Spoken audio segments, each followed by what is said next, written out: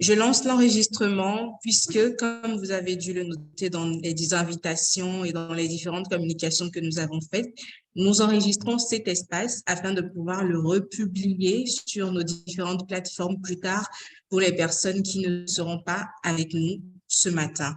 Je vais également vous inviter à faire vivre le rassemblement en ligne en utilisant justement les tweets, les hashtags pardon, que nous avons prévus dans le cadre de notre live tweet. Je viens de les partager dans le chat. Rassemblement NVC et nos voix comptes sont donc les hashtags que vous pouvez utiliser pour relayer ce rassemblement. Très rapidement, en introduction, je voudrais vous rappeler le contexte et un peu la définition que nous donnons à cet espace-là, qui est une nouvelle activité que nous avons initiée en plus de tout ce que nous faisons et projetons de faire dans le cadre du mouvement Nova Compte. Vous le savez, Nova Compte est un mouvement féministe qui a vu le jour dans le cadre des actions de mobilisation de la société civile féministe africaine francophone pour le Forum Génération Égalité en 2020, qui s'est finalement tenu en 2021. Nous avons mené une série d'activités et avons réussi quand même à porter la voix, un peu comme d'autres mouvements et d'autres organisations qui ont fait de même dans la région Afrique francophone, à porter la voix des filles et des femmes de notre région dans cet espace de haut niveau sur l'égalité des genres et qui devait définir un certain nombre d'orientations. Alors, à la suite de ce forum qui aura été le plus grand rassemblement qu'on ait jamais eu sur les questions de droits des femmes et des filles, après celui de Beijing, bien entendu, il y a 26 ans aujourd'hui, sinon 27 ans, pour être plus précise, nous avons décidé de poursuivre les actions de ce mouvement pour en faire un mouvement un peu plus indépendant, un mouvement qui continue de mobiliser et qui coordonnera les activités de la région Afrique francophone sous un leadership féministe, intersectionnel et intergénérationnel et permettre à ce que les activistes et les organisations, réseaux ou groupes féministes de notre région puissent continuer à faire entendre leur voix et à se positionner dans des espaces qui engagent les questions de droits des femmes et des filles et d'égalité des genres, d'autonomisation des filles et des femmes. Alors, nous menons depuis le début de cette année une série d'activités et le rassemblement virtuel s'y ajoute désormais. Le rassemblement virtuel sera une activité de mobilisation de la société civile féministe africaine francophone et contrairement à nos webinaires, nous aurons des espaces ouverts et totalement accessibles au sein desquels vous aurez la possibilité d'interagir avec les intervenants beaucoup plus activement que ce que nous faisons avec les webinaires.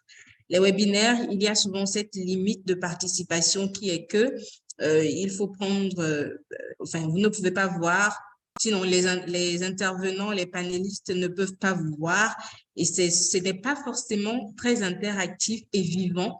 Donc, nous avons décidé de porter plutôt des rassemblements virtuels au cours desquels les thématiques que nous abordons ne sont pas forcément autour du Forum Génération Égalité.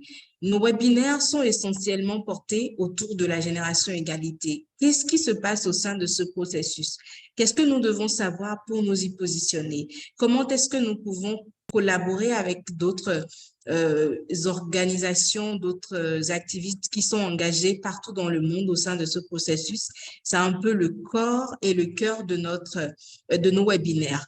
Mais le rassemblement virtuel, lui, est exclusivement pour nous, en tant qu'activistes et organisations de la région Afrique francophone, qui nous intéressons à apprendre en avant, à participer davantage, à tout ce qui concerne l'égalité des genres dans la sous-région. Nous allons aborder différents types de thématiques et nous voulons une périodicité qu'ensemble nous allons décider. Est-ce que c'est par mois que nous allons porter ce rassemblement? Est-ce que vous souhaitez également que ce rassemblement puisse évoluer vers des espaces en présentiel dans les pays que nos points focaux vont pouvoir coordonner? C'est autant de perspectives que nous avons pour le rassemblement de nos voix comptes. Et pour cette première édition, ce premier numéro, nous nous intéressons aux actions concrètes qu'il nous faut mener en tant qu'activistes et mouvements féministes pour pouvoir aspirer à l'égalité des genres dans notre région. Nous avons identifié des activistes que vous connaissez certainement déjà de la région et qui ont bien entendu accepté avec beaucoup d'entrain de participer à cet espace et de nous offrir aujourd'hui, nous apporter leur expertise, nous apporter leur point de vue. Et rassurez-vous, il ne s'agira pas d'un rendez-vous où vous nous entendrez simplement, mais c'est un rendez-vous du donner et du recevoir. Vous écouterez les intervenantes, les intervenants, mais nous souhaiterons vous écouter aussi. Nous voulons savoir aussi sur cette thématique, qu'est-ce que vous pensez? Quels sont les éléments, les réflexions que vous avez envie de porter? Nous voulons vous entendre sur tout ceci.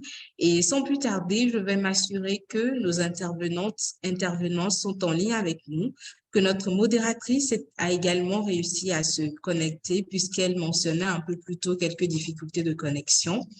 Et je voudrais voir déjà avec les intervenantes, je vois Marie-Paul Aukry. Bonjour Marie-Paul. Bonjour Tess, comment tu vas? Je vais très bien et toi-même? Je vais bien, merci. Super. Alors, j'espère qu'on m'entend bien. En tout cas, moi, je t'entends très bien. Ta voix résonne super bien dans mon micro, dans mon haut-parleur. Alors, en plus de Marie-Paul, sur cet espace, sur ce panel, nous aurons Dané Jody. Dané Jo, est-ce que tu es en ligne? Est-ce que tu es avec nous? Je n'arrive pas encore à l'identifier. Nous allons passer d'abord et ensuite aller vers Dab Kibunda de la République démocratique du Congo. Bonjour, Oui. Dab. Bonjour Tess, comment vous allez? Je suis là. Je vais très bien, super. Alors, ouais. deux panélistes sur trois.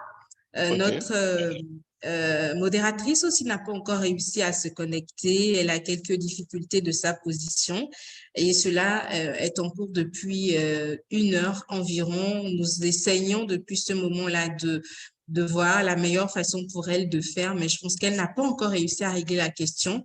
Donc, je vais me substituer à la modératrice du jour et prendre ce rôle pour nous permettre de gagner en temps et d'avancer rapidement pour pouvoir profiter le mieux possible de cet espace.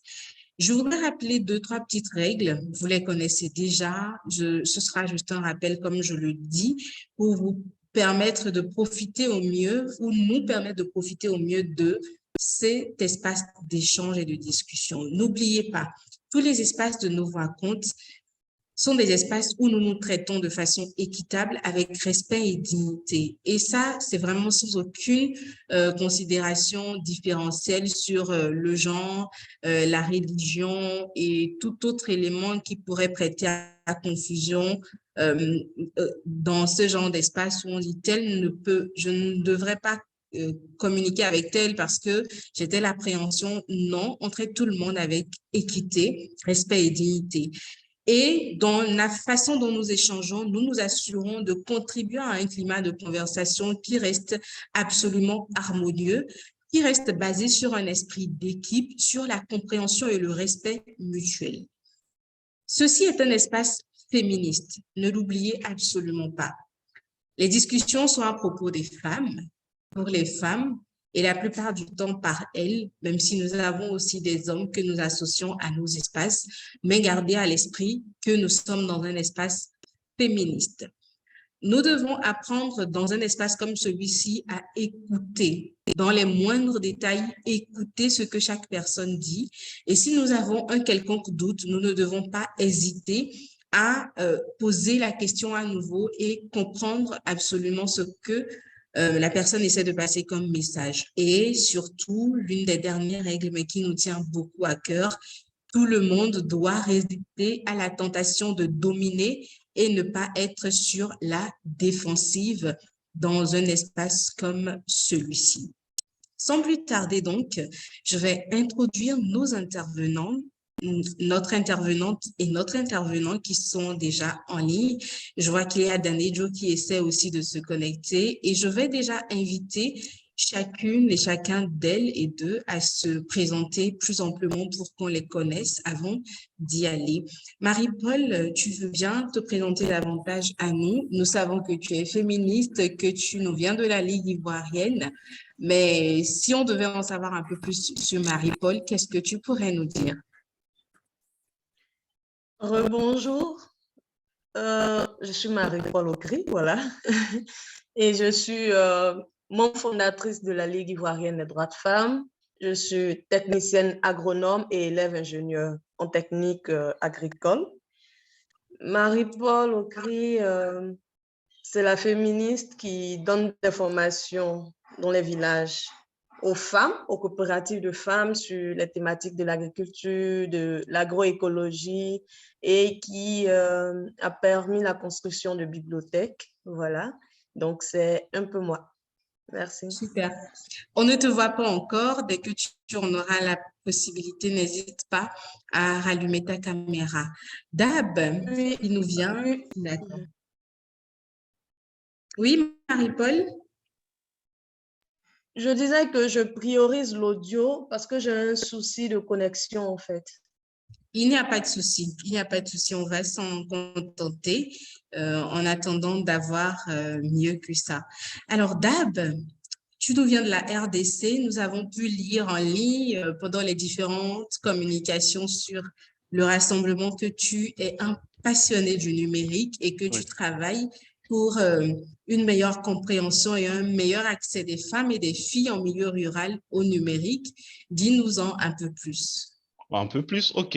Je suis Dave Kibunda Ngongo. On a déjà parlé de moi sur le réseau. Un passionné de l'informatique et du numérique et j'ai beaucoup exercé dans l'administration des entreprises en tenant compte de mon parcours professionnel.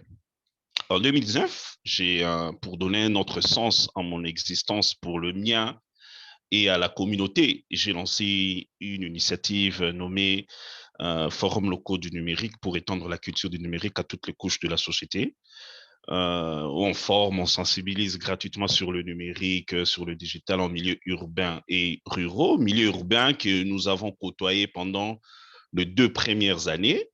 Mais c'est en début 2021 que je suis resté focalisé, que nous sommes restés focalisés sur les sensibilisations et formations des femmes et filles en milieu rural au cours du mois de mars de la même année.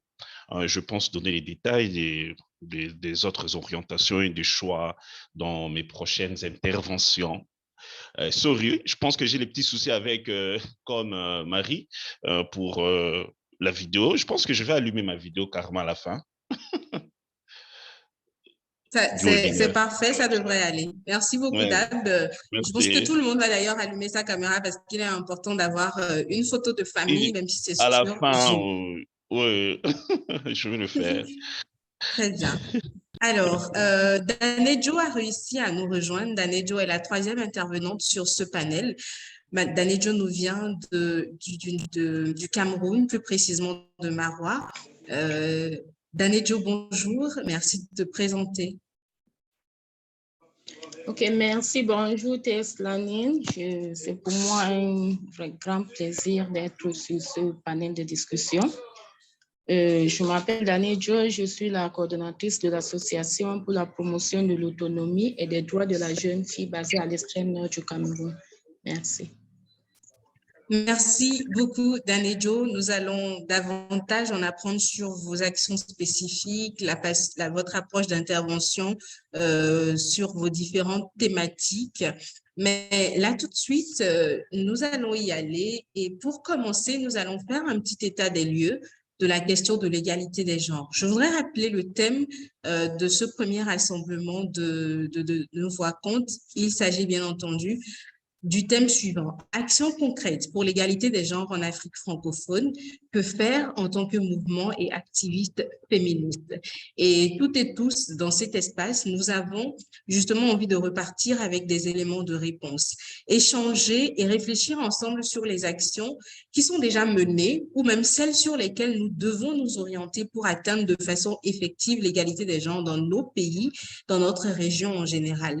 Qu'est-ce que individuellement, chaque personne, chaque femme, chaque fille, chaque homme, chaque garçon de sa place, à son niveau, dans son organisation ou à travers une initiative personnelle, peut faire. Et au sein de mouvements féministes comme nous raconte aujourd'hui, quel est l'impact concret et pertinent que nous pouvons porter dans une dynamique d'action coordonnée.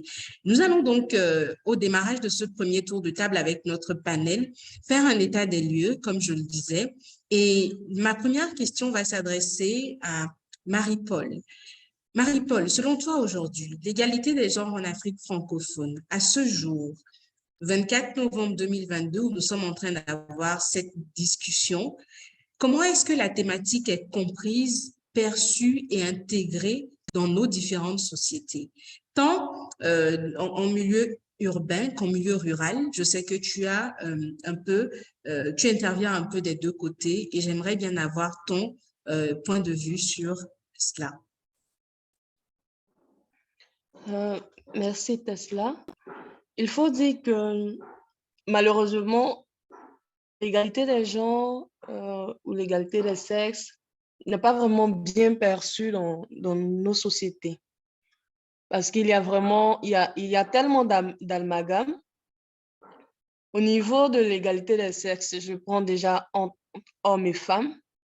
On a des gens des personnes qui sont privilégiées par la société et qui pensent que respecter les droits des femmes, ce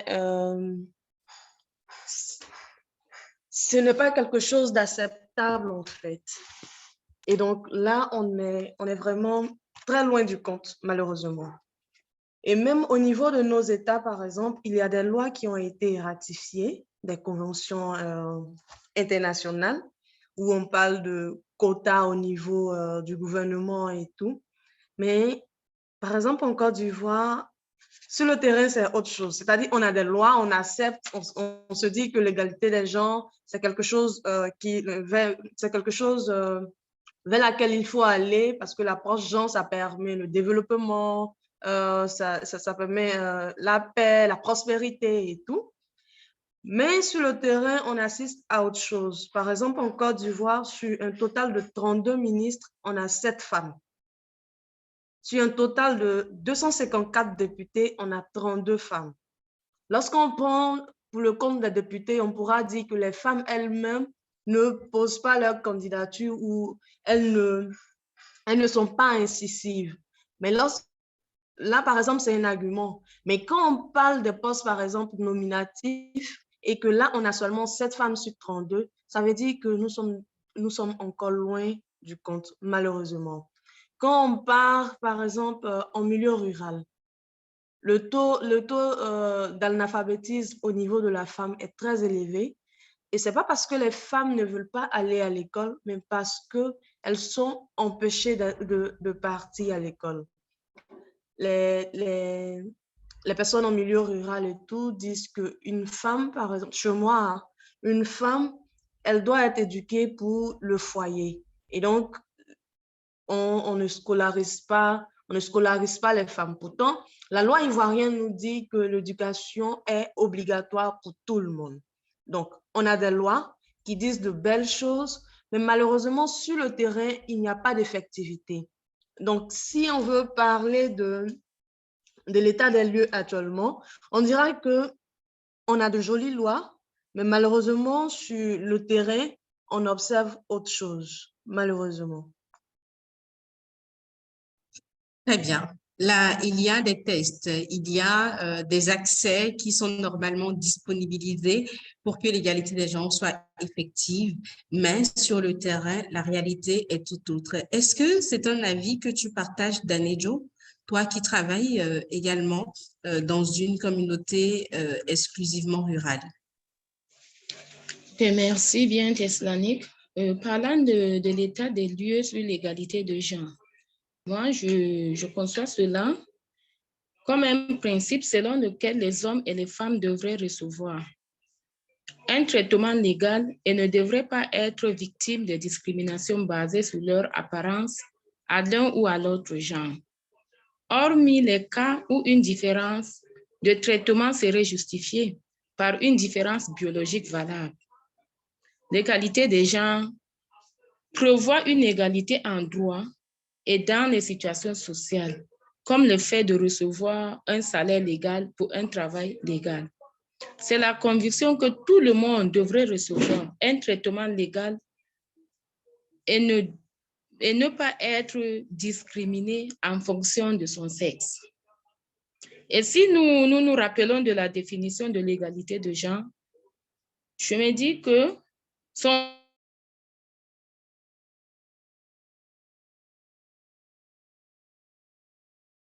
sens quand les femmes et les hommes jouissent d'opportunités, notamment naturelles, dans leur milieu de vie.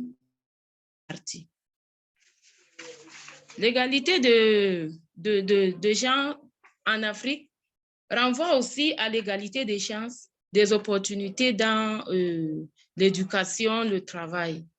Cela sonne toujours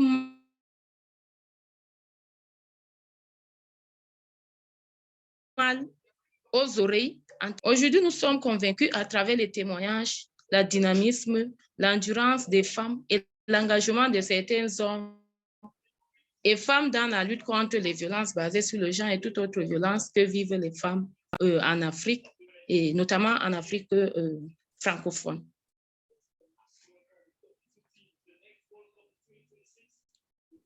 Merci, Danejo.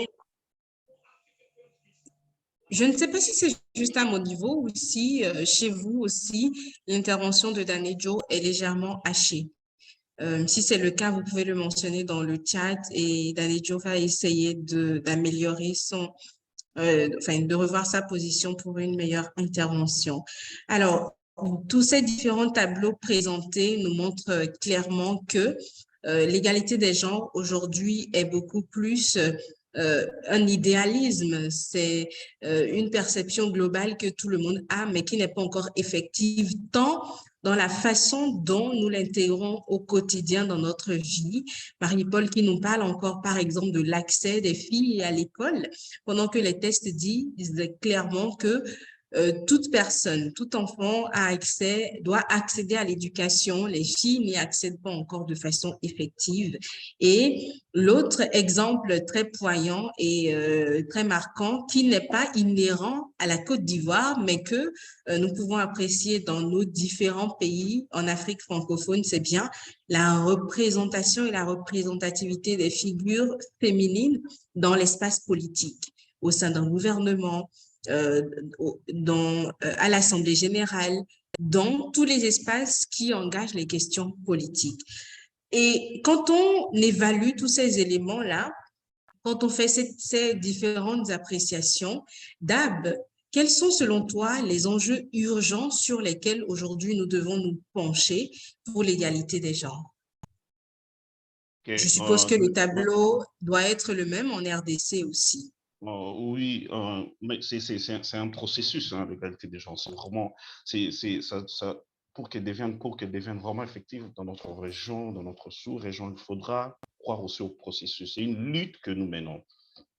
Mais les enjeux urgents sur lesquels nous devons vraiment nous pencher, c'est lutter contre les antivaleurs, la violence basée sur le genre. Nous devons lutter contre, par exemple, le mariage précoce, favoriser l'éducation, très important. Les filles doivent être à l'école et nous avons, les femmes, je pense que dans le monde, par exemple, j'ai pris, je ne sais pas pourquoi est-ce que je parle de cet élément ici déjà, sur les 2,9 milliards de personnes estimées, toujours hors ligne, la majorité sont des femmes et des filles qui sont moins susceptibles de posséder, par exemple, un téléphone portable, d'utiliser Internet ou de savoir comment tirer parti des technologies numériques, d'autant plus que je suis dedans. Donc, je pense qu'il faudra vraiment favoriser cela afin d'avoir une égalité de genre qui est effective. Très bien. L'éducation comme priorité, nous devons aborder également dans une approche offensive les mouvements anti-droit qui s'élèvent de plus en plus et aussi travailler activement dans la lutte contre les violences faites aux femmes et aux filles. J'ai pu noter dans le chat qu'on ne t'entendait pas très bien. Donc, je vais t'inviter pour tes prochaines interventions, Dab, à élever un peu plus la voix La voix, pour ok.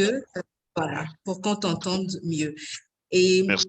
Marie-Paul, avec cette même question-là, je m'adresse à toi pour qu'on puisse voir ensemble, avec le tableau que tu as dépeint et qui a été renforcé aussi par l'intervention de Danejo, quels sont les enjeux les plus urgents sur lesquels on devrait se pencher aujourd'hui?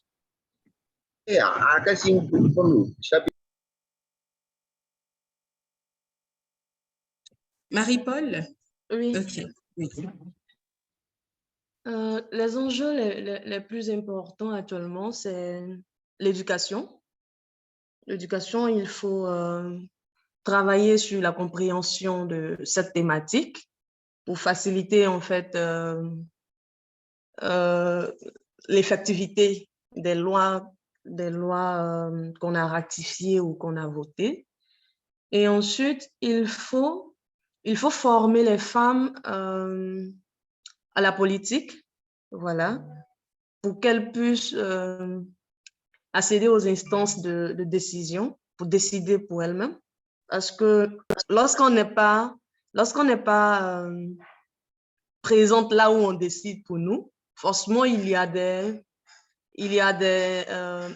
lois, il y a des lois tout simplement qui ne seront pas forcément en faveur de notre existence. Voilà. Donc, il faut beaucoup miser sur la formation, la sensibilisation pour faire comprendre les bienfaits de l'approche genre. Il faut travailler sur l'autonomisation financière des femmes aussi. Il faut travailler sur l'éducation. Quand je dis former et autres, mais là, je parle plus de l'éducation scolaire, en fait. Il faut permettre aux filles, bien sûr, bien entendu, d'aller à l'école, de terminer les cours, d'avoir des diplômes et d'accéder aux instances de décision. Et là, ce sont les enjeux, en fait, les plus importants déjà. Et je pense que lorsqu'on aura réalisé ces enjeux et autres, on les aura peut-être atteints, voilà, les autres vont couler de source. Très bien. Et je note que la question de l'éducation revient. Et ce n'est pas juste nous assurer que les filles aillent à l'école, mais c'est qu'elles puissent terminer l'école. Et moi, je me rappelle que cela a fait partie de l'un des principaux indicateurs pour un projet sur lequel j'ai travaillé il y a 1 an ou 2, où, oui, il était question, bien entendu, de soutenir les filles à accéder à une éducation de qualité, mais surtout nous assurer que sur le long terme, ces filles ne sortent pas du système éducatif et cela révèle absolument d'un défi urgent et très important, surtout quand on aborde la question de l'éducation. Et je sais que Danejo n'aura certainement pas un avis différent. Je voudrais donc qu'avec toi, Danejo, on commence à apprécier ensemble le rôle de la société civile féministe dans les changements qui sont nécessaires pour atteindre effectivement l'égalité des genres.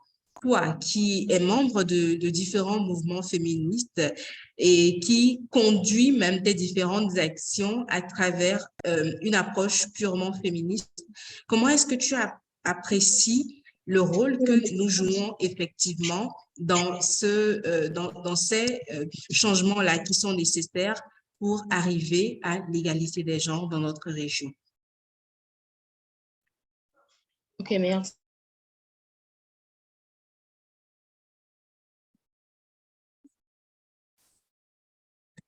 C'est encore un test. Bon, parlant de gens, nous voyons déjà quel rôle. Je me dis d'abord, c'est la mobilisation des parties prenantes. La société civile a pour principal rôle de mobiliser les parties prenantes, c'est-à-dire les autres organisations de la société civile, le gouvernement, les autorités religieuses et traditionnelles, les adolescents, les jeunes filles et femmes, les garçons, les hommes, pour la sensibilisation, la conscientisation, l'orientation et l'accompagnement de ce public cible. La création des plateformes La société civile a aussi pour rôle de créer ces plateformes dans les établissements scolaires publics et privés, dans les établissements primaires et secondaires, la création des groupes et des femmes dans les zones rurales et urbaines, notamment dans nos différents quartiers. Et la société civile peut avoir aussi pour rôle de créer des espaces de formation socio-professionnelle et économique pour les filles, les femmes, les survivantes et les victimes des violences faites aux femmes et aux filles. Merci. Merci, Danejo. Ça, c'est, enfin, je ne sais pas, tu pourras toujours revenir. Tu nous présentes là ce qui est déjà fait ou ce qui devrait être fait par la société civile. Féministe, bien entendu. Ce qui devrait être fait par la société civile. Alors, ma question, elle est beaucoup plus dans le sens de savoir aujourd'hui, comment est-ce que tu apprécies le rôle, le poids de la société civile féministe dans notre région, dans la région Afrique francophone, bien sûr, pour apporter des changements concrets et effectifs sur ces différents défis qui ont été relevés un peu plus tôt par Marie-Paul et par Dab. OK, d'abord, j'apprécie le rôle de la société civile dans la mobilisation. Très bien. La société civile est en train de mobiliser à notre objectif. Allô? Oui, nous te suivons, Danejo. OK, je disais tantôt que j'apprécie le rôle de la société civile qui insiste d'ailleurs dans la mobilisation des parties prenantes, parce que c'est d'abord l'un des défis qui est, que la société civile présente en ce moment sur l'égalité de genre et les violences faites aux filles et aux femmes dans le monde entier. Très bien, très bien. Marie-Paul, Dab, souhaitez-vous revenir également l'un ou l'autre sur cette question pour apprécier de façon effective quel est le poids aujourd'hui de la société civile féministe en Afrique francophone pour atteindre ces changements effectifs-là quand on parle d'égalité des genres? Oui, bien sûr. C'est Marie-Paul qui parle là. Désolée, j'aurais dû lever la main. Il faut dire que les féministes, la société civile féministe fait de son mieux avec les moyens qu'elle a. Voilà. Par exemple, je prends le cas de la Côte d'Ivoire, je ne maîtrise pas trop ailleurs. On a des féministes qui se battent pour changer la tendance. On mène des actions très pratiques, en fait, sur le terrain. Par exemple, pour permettre aux femmes d'accéder aux instances de décision, il faut qu'elles connaissent, elles connaissent en fait tout ce qui tourne autour de la politique, qu'elles maîtrisent la thématique, les courants politiques et autres. Et on a une féministe du nom de Karel Laetitia, qui est membre de la Ligue ivoirienne des droits de femmes, qui a créé une académie politique. Et donc là-bas, elle forme des femmes. En politique, je suis même passée dans son école, voilà. Et donc, j'ai assez de connaissances sur la politique, sur le courant et tout. Ensuite, en plus de Karel, il y a moi qui donne des formations en agriculture et ça pour permettre aux femmes d'atteindre l'autonomisation financière. Donc, je leur donne des formations dans la fabrication d'engrais organiques, dans la fabrication d'engrais de pesticides organiques et je leur apprends à produire elles-mêmes leurs propres semences au lieu d'en acheter ailleurs. Donc, on a des femmes qui auront plus de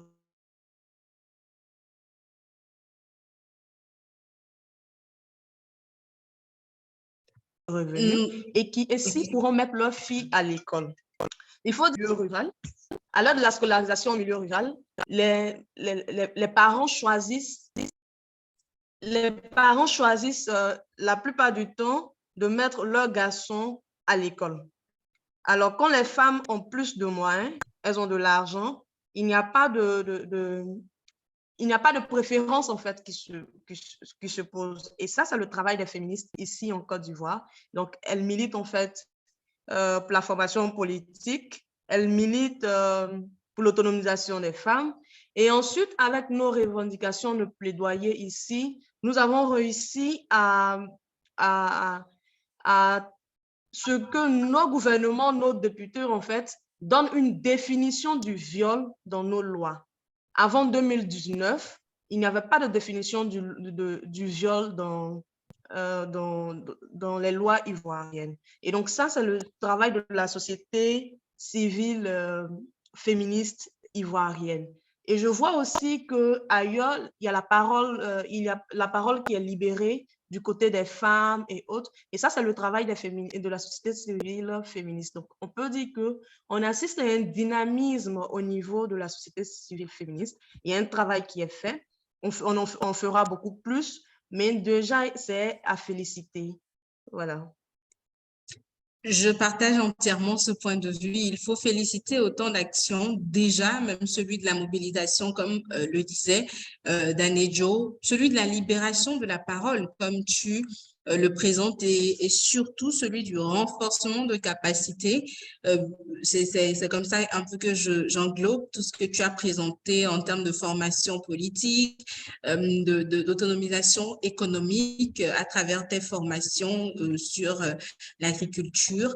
Et un peu plus loin, j'irai également sur les questions de droit en santé sexuelle et reproductive et d'autonomie corporelle qui sont abordées de part et d'autre par plusieurs féministes et qui représentent le cœur même de leurs interventions sur l'égalité des genres, d'autres encore qui interviennent sur les violences basées sur le genre. Il faut reconnaître, apprécier et féliciter le travail actif qui est porté dans notre région par différents mouvements féministes, par différentes actrices, différents acteurs qui se définissent comme étant féministes et qui s'engagent véritablement à apporter des changements concrets. Et parlons de changement. Il est temps pour nous à présent d'apprécier les actions et les impacts. Pour démarrer, je voudrais que chacune de vous, chacun de vous, chers panélistes, pris individuellement, vous puissiez nous parler des actions que vous menez pour l'égalité des genres dans vos pays ou dans la sous-région francophone. Je pense que Marie-Paul, tu as déjà fait quand même un tour assez intéressant, donc je vais laisser Dab puis Danejo intervenir sur cette question-là. Nous avons pu avoir dans ta précédente intervention une vue quand même très intéressante de ce que tu fais et même des exemples de ce que d'autres féministes en Côte d'Ivoire font. Mais Danejo, à ton niveau, qu'est-ce que tu fais et que tu pourrais partager avec nous? Puis, Dab, tu nous diras également. OK, merci. Les actions concrètes à notre niveau pour l'action socio-économique de la jeune fille.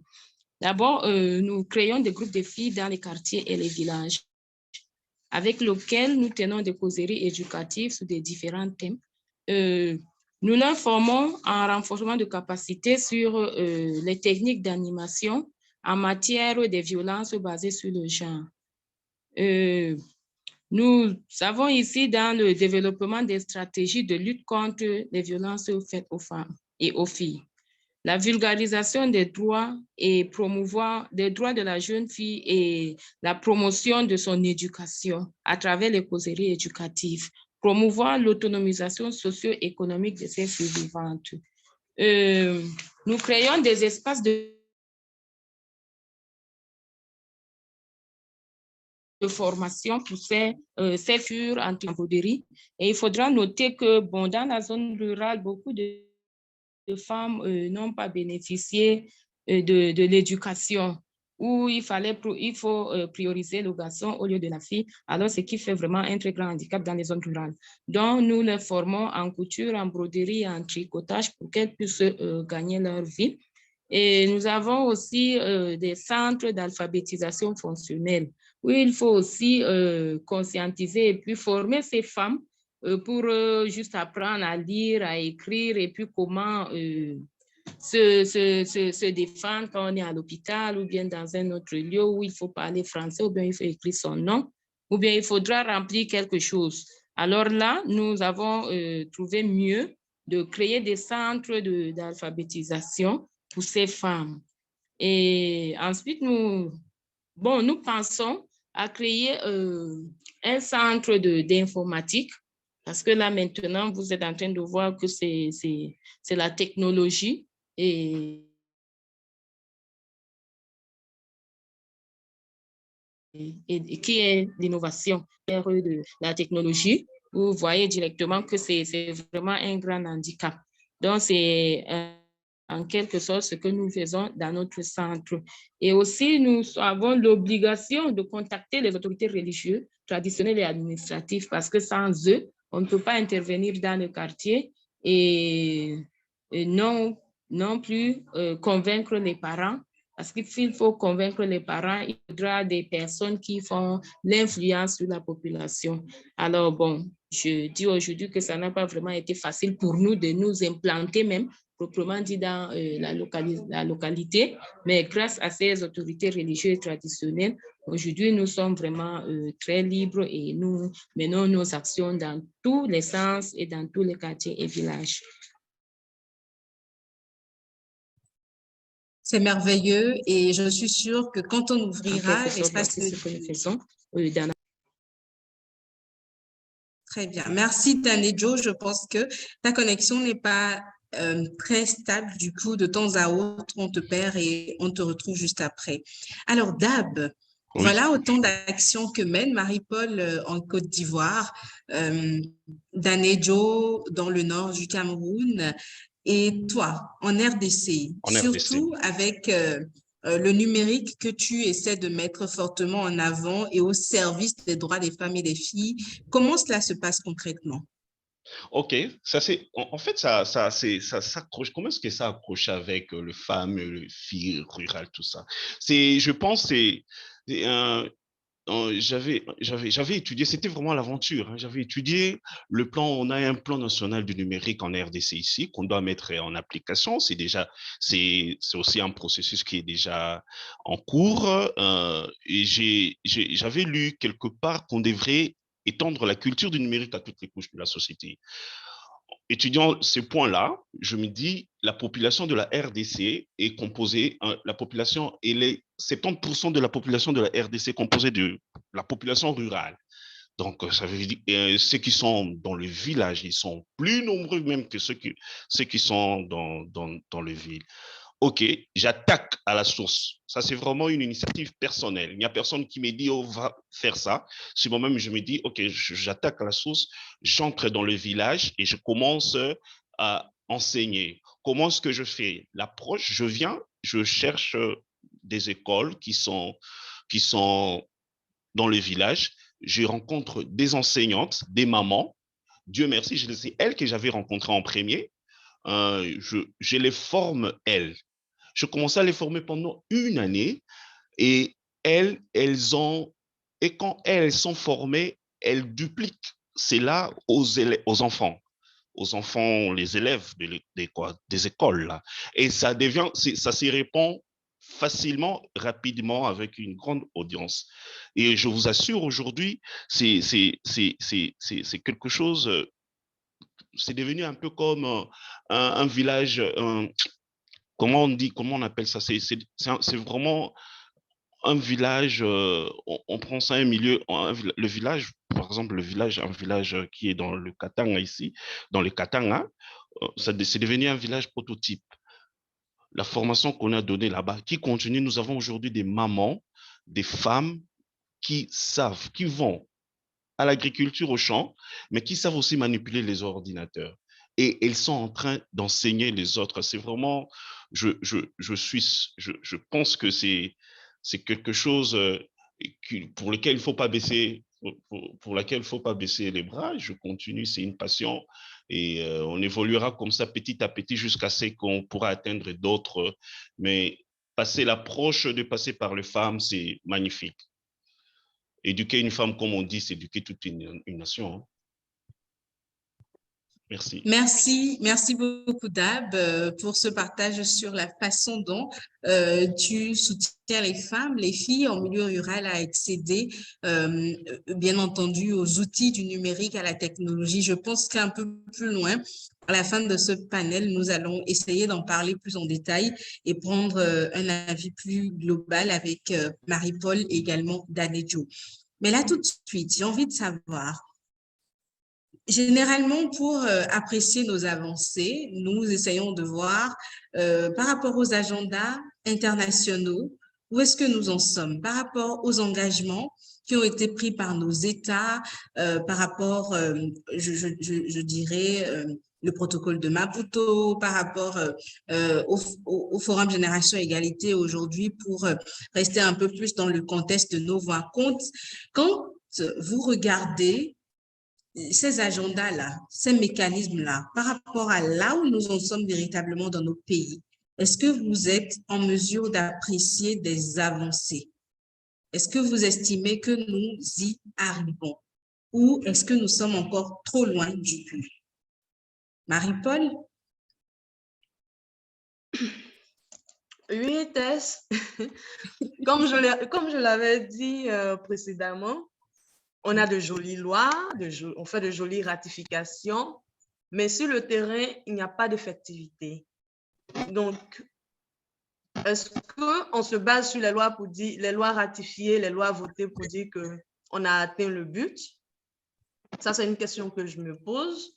Ou faudrait qu'on observe l'effectivité de ces lois afin de dire que nous sommes, on a atteint notre but, ou je me dis que peut-être nous sommes à mi-chemin.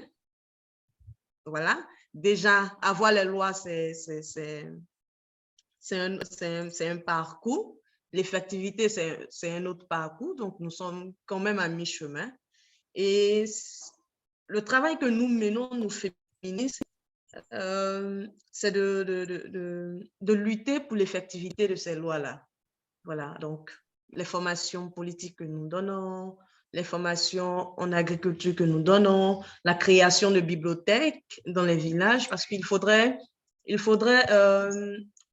apprendre, par exemple, aux jeunes filles qu'en dehors de leur environnement immédiat, parce que dans les villages, on a des enseignants, on a des sages-femmes, on a des... comment on appelle, des instituteurs et tout, ce sont des métiers assez nobles, mais à travers les livres, elles arrivent en fait à voir d'autres choses comme des femmes magistrates, des femmes présidentes. Donc, pour dire que nos actions vont nous permettre en fait d'atteindre le but qui est l'égalité effective plutôt entre hommes et femmes. Donc, est-ce qu'on a atteint nos buts? Je dirais non. Est-ce que nous sommes loin? Je dirais nous sommes à mi-chemin parce qu'on a déjà ce sur quoi nous devrons nous appuyer. Merci. Nous n'avons pas encore atteint le but, nous en sommes encore loin. Il reste encore du chemin à faire puisque tu le dis clairement, Marie-Paul, le parcours pour nous positionner dans par rapport à ces agendas-là et obtenir, ratifier par exemple des textes de loi sur l'égalité des genres au niveau international, au niveau régional, au niveau mondial, est un premier parcours. Mais l'autre parcours, c'est de le rendre véritablement effectif. Et lui, il n'est pas encore acquis. Ce parcours-là n'est pas encore acquis. Est-ce que c'est le même ressenti que tu as, Danejo, quand tu fais une appréciation générale par rapport à ce que tu fais, par rapport à ce que Marie-Paul a présenté comme action qu'elle mène en Côte d'Ivoire avec d'autres féministes, par rapport à ce que Dab partage sur son action pour l'intégration du numérique, de la technologie au cœur même de nos communautés et dans les milieux les plus éloignés et insoupçonnés. Est-ce que tu penses aussi que le but est encore plutôt loin à atteindre? Ok, merci. Moi, je vais peut-être aller dans un sens un peu contraire. Le but n'est pas encore très loin. Je pense qu'on a déjà beaucoup fait et il reste également beaucoup à faire. Oui. Donc, bon, De mon côté, dans le sens de la société civile, je trouve que la société civile travaille déjà beaucoup dans les localités, dans le terrain, dans les familles et autres. Vraiment, dans mon côté, en tant que Camerounaise et dans le territoire camerounais, du nord au sud, la société civile travaille beaucoup pour l'égalité de genre. C'est qui, bon, cela ne veut pas dire qu'on va baisser les bras pour autant, non. On ne va pas baisser les bras, mais le problème qui se pose un peu ici de notre côté, c'est que nous sommes en train de promouvoir l'élaboration, l'adoption et l'application des mesures et textes de loi réprimant les violences faites aux filles et aux femmes et leur implication dans la gouvernance locale.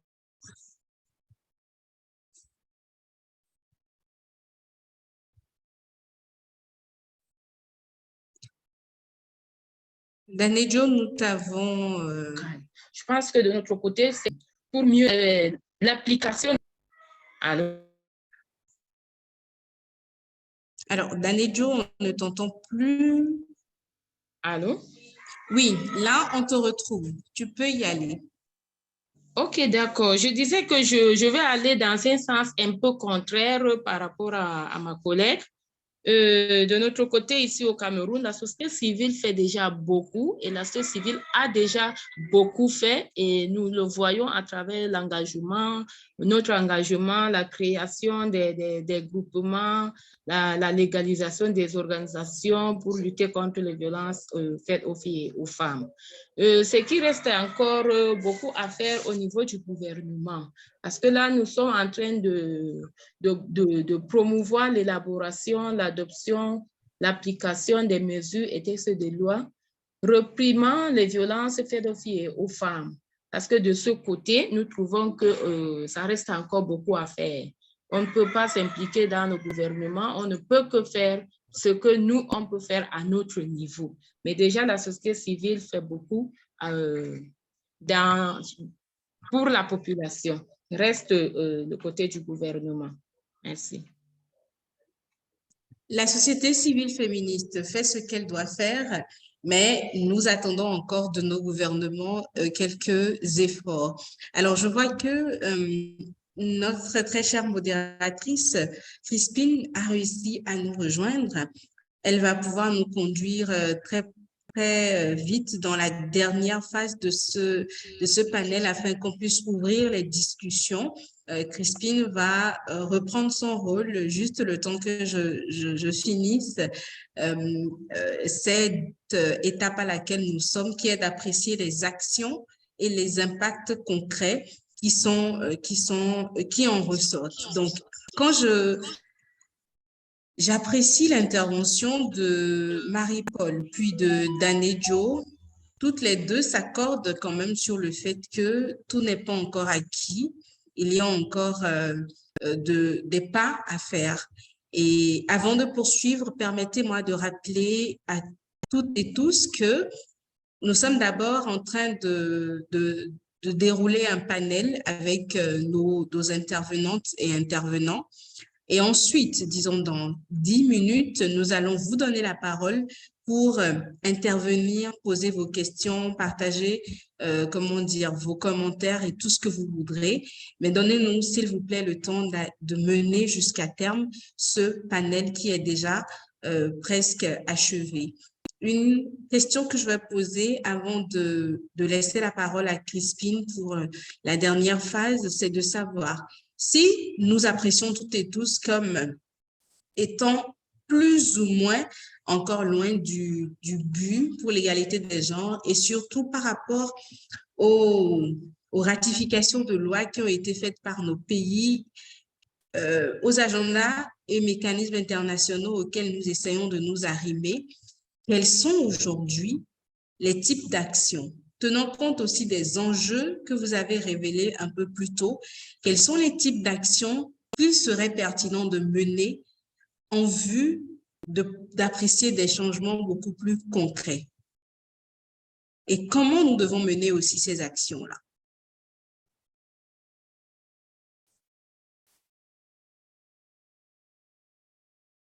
Marie-Paul, je me rends compte que je n'avais pas encore lancé le bâton de la parole, comme on dit. Désolée, j'ai eu un problème de connexion. Est-ce que tu pourrais répondre?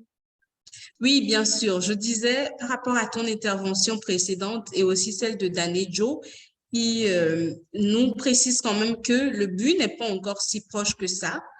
Quelles sont donc les actions concrètes qu'il nous faut mener et comment est-ce qu'on devrait les mener par rapport aussi aux enjeux que préalablement vous avez notés qui persistent pour nous en matière d'égalité des genres dans la région Afrique francophone? Je le dis toujours, hein, que pour atteindre l'égalité des gens, il faut travailler sur l'autonomisation financière des femmes. Il faut donner la possibilité aux femmes de pouvoir faire un choix.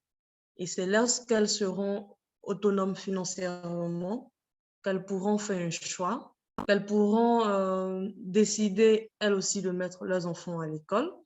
Voilà. Donc, qu'est-ce qu'on fait concrètement? Qu'est-ce qu'il faut faire concrètement?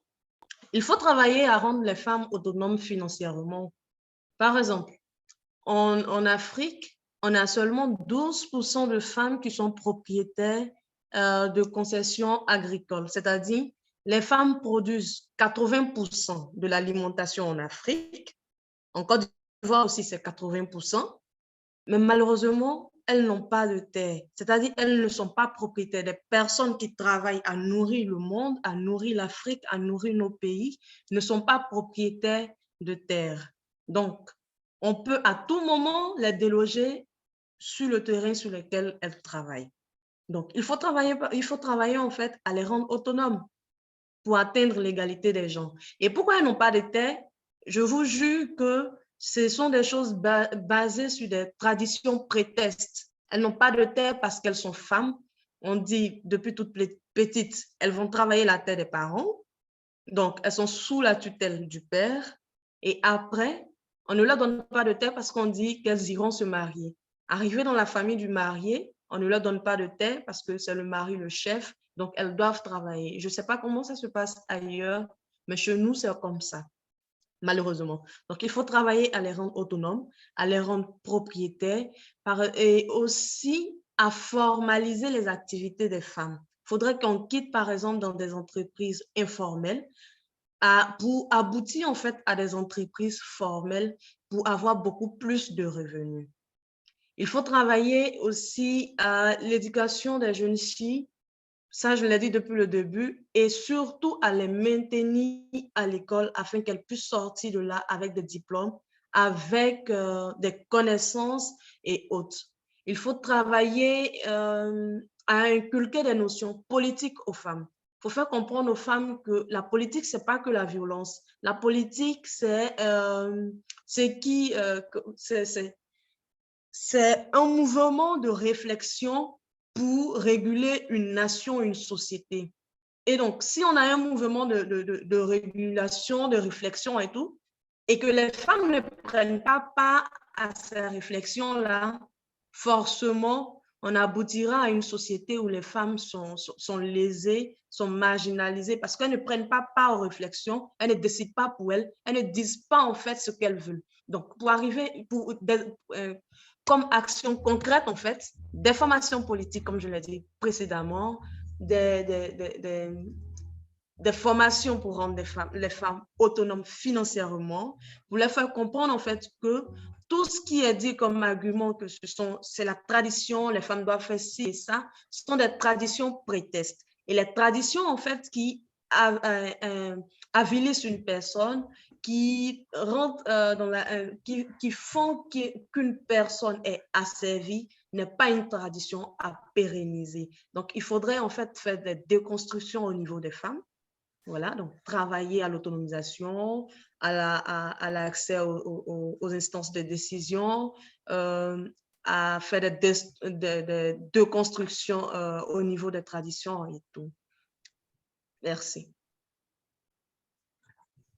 Merci beaucoup, Marie-Paul. Je laisse Dab intervenir sur cette question et Crispine va y aller pour la dernière phase avant qu'on ne donne, on ouvre les interventions.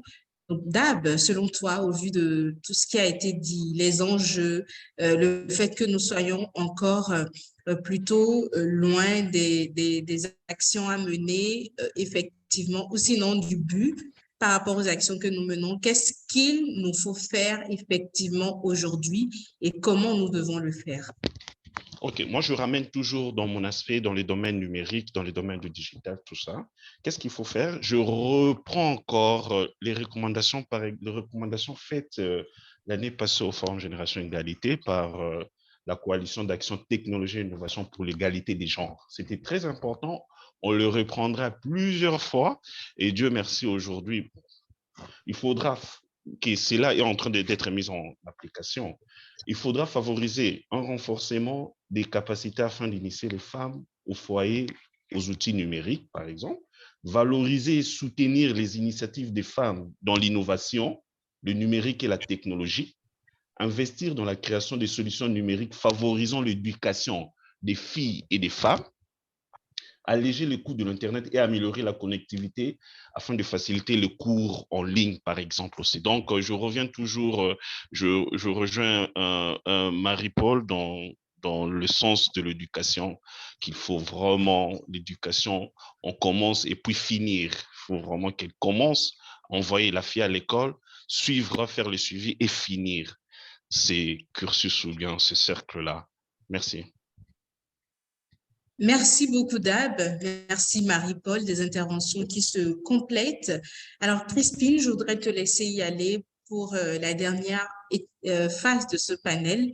Et ensuite, chers participantes, participants, nous allons vous laisser la parole pour vos interventions.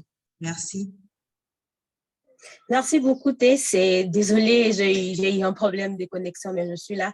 Nous allons aller à la dernière partie des interventions de panélistes. On va essayer un peu de réfléchir sur le leadership féministe par la base, qui signifie seulement les interventions qui sont plus communautaires. Je voulais poser la question à Marie-Paul, d'essayer un peu de nous dire de manière un peu plus concrète comment le leadership féministe par la base se traduit-elle exactement. Marie-Paul, vous êtes là? Oh oui, je suis là. Ouais, il faut dire... Ouais. Oui. Je me souviens une fois, on était allé en milieu rural et là, on discutait féminisme avec les femmes du village et autres. Lorsqu'on leur a demandé est-ce qu'elles savent ce que c'est que le féminisme, elles n'avaient aucune idée. Et on leur a demandé, on leur a posé des questions en fait qui définissent le féminisme. Et là, elles ont dit qu'entre elles s'entraident, en fait, une sorte de sororité. Elles travaillent en fait à avoir de l'argent, donc elles se mettent en coopérative et tout. Elles réfléchissent, elles essaient en fait de toucher en fait la chefferie pour qu'il y ait une femme notable, dans la chefferie et tout. Et donc, on leur a expliqué que oui, c'était en fait ça le féminisme. Et elles ont dit, bon, si c'est ça, c'est qu'elles sont féministes. Donc, pour dire qu'en fait, à la base, on a des femmes dans nos villages qui sont féministes, mais qui n'arrivent pas en fait à trouver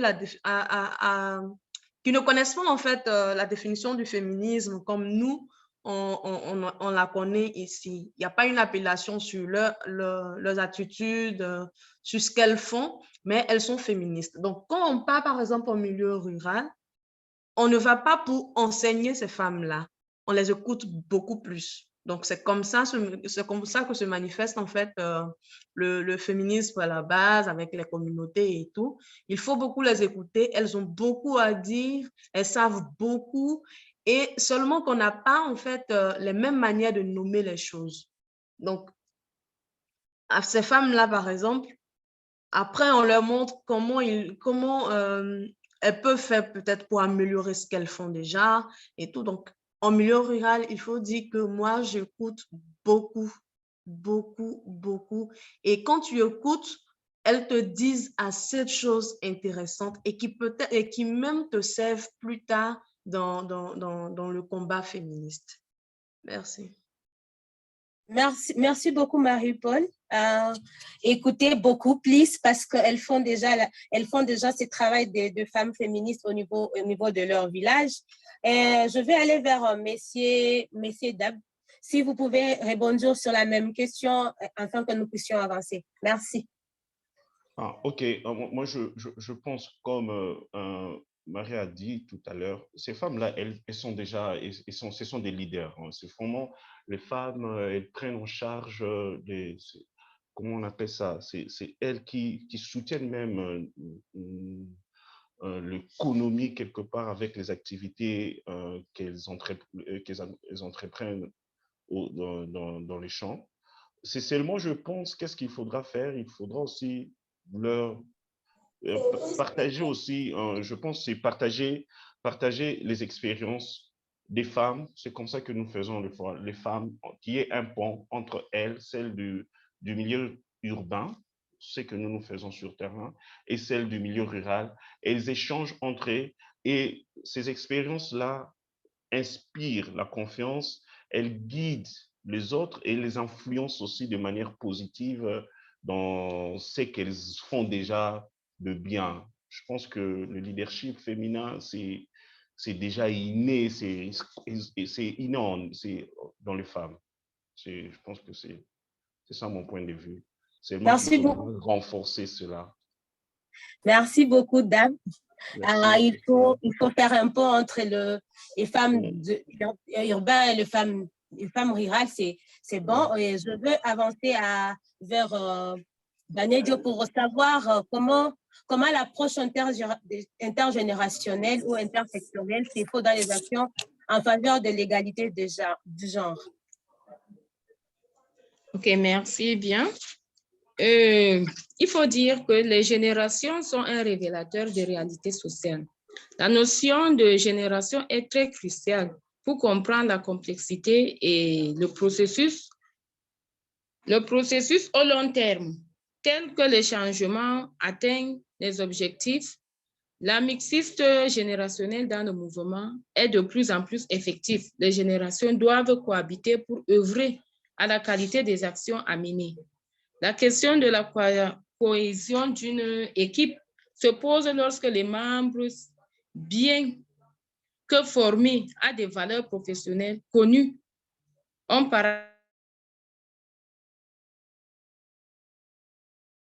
parallèlement construit des valeurs personnelles, générationnelles au mouvement, permet d'adopter sa gestion d'équipe aux exigences sociales et aussi à des valeurs véhiculées par chacune des générations. Allô? Merci beaucoup, Danejo. C'est que les générations sont des révélateurs de beaucoup de choses. C'est ça, parce que quand on partage, quand on s'échange des informations, des apprentissages, ça permet en sorte que la lutte ou bien la cause qu'on est en train de défendre puisse avancer un peu plus vite. Merci beaucoup. Je veux finir avant d'ouvrir le micro aux participants, je veux savoir l'importance ou bien l'apport que la technologie, le numérique apportent sur la lutte pour l'autonomisation ou l'égalité du genre. Ça c'est la question à Dab.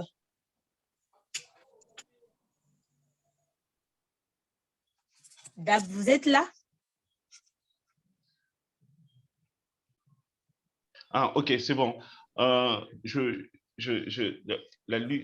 technologie, les nouvelles technologies, les numériques, les digitales, c'est très important dans la lutte parce qu'il y a des informations que nous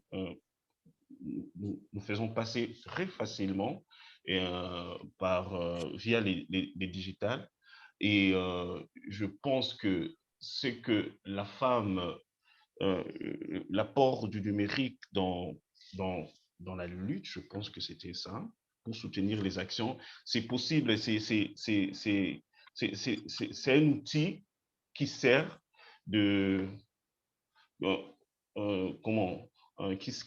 qui nous sert à avancer dans la lutte, dans l'égalité.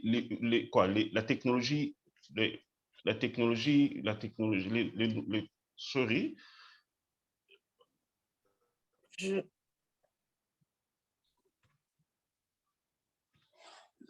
Marie-Paul?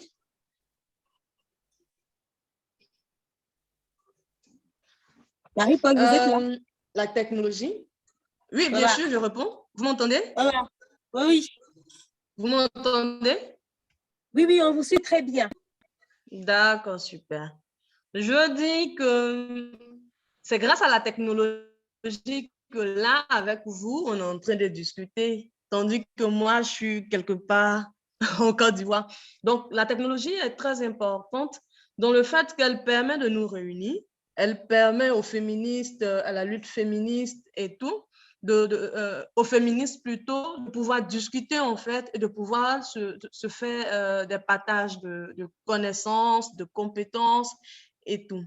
Et aussi, avec Internet, on a eu une libéralisation de la parole au niveau des femmes. Par exemple, avec Facebook, les femmes ont une certaine facilité de dénoncer en fait tout ce qu'elles trouvent comme dégradant dans la société et tout. Nous, par exemple, avec Internet, c'est à partir d'Internet qu'on a pu créer la Ligue ivoirienne des droits de femmes. On ne se connaissait pas. Toutes les filles de la Ligue, on ne se connaissait pas. Et nous nous sommes rencontrés sur Internet. On partageait les mêmes objectifs, on avait les mêmes convictions et donc on a décidé de se réunir pour pouvoir créer la Ligue. Et ça, c'est grâce à Internet. Et grâce à Internet, la Ligue fait un boulot assez formidable, c'est-à-dire on a une possibilité de toucher plusieurs personnes à la fois avec nos sensibilisations, avec les débats qu'on mène et tout. Et donc, c'est un plus en fait que les femmes ont de pouvoir utiliser Internet. Elles arrivent à parler, elles arrivent même à travailler avec Internet et tout. Je ne suis pas vraiment une spécialiste des antiques et tout, mais ce que j'arrive à faire avec Internet, c'est vraiment super. J'ai une page d'agriculture sur laquelle je parle de la condition des femmes agricultrices dans les villages, des défis qu'elles rencontrent et tout. Et ça, c'est grâce à Internet. Voilà. Merci beaucoup. Merci beaucoup, Marie-Paul. À présent, nous allons ouvrir les échanges avec les participants et participantes pour accueillir les questions, les commentaires, les ajouts, parce qu'on doit échanger pour faire avancer l'agenda de l'égalité de genre. Donc, si vous avez des questions, vous levez votre main, on va vous prendre. Qui sera le premier ou la première personne à poser sa question?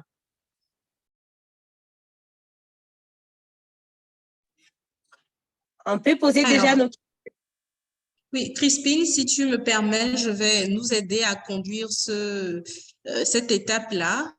Et avec l'ordre des mains levées ici, je vais donner la parole et je vais rappeler que chaque personne aura 1 minute maximum pour son intervention. Nous allons noter les questions et les panélistes vont revenir dessus pour répondre. Alors, je vois d'abord Annie-Michel Nizigama qui a levé la main. Annie-Michel, bonjour.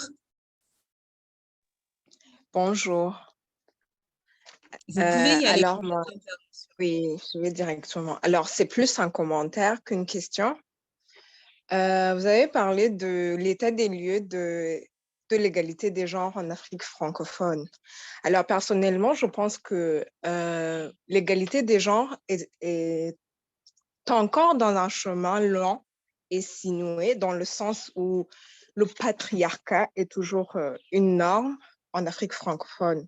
Et je pense que nos gouvernements sont complices, si on veut, parce que franchement, je pense qu'il n'y a pas d'initiative assez significative. Et je pense que pour parler d'égalité de genre, il faut d'abord parler d'égalité de chance. Et là encore, je parle dans les domaines d'éducation ou même pour les lois de succession qui n'existent pas dans la plupart des pays. Ouais, c'est plus ça. Je voulais donner juste mon commentaire. Et par l'éducation, je voulais plus parlait d'inciter plus les filles à fréquenter les écoles, mais à également obtenir des diplômes.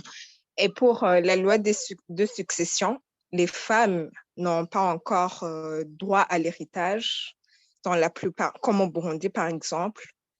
Et ce qui fait que la terre reste la chasse gardée des hommes. Voilà, c'est tout. Merci.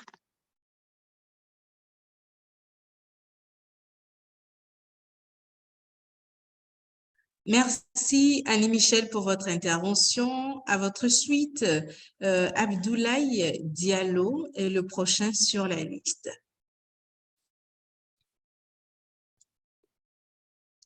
Abdoulaye, vous pouvez y aller.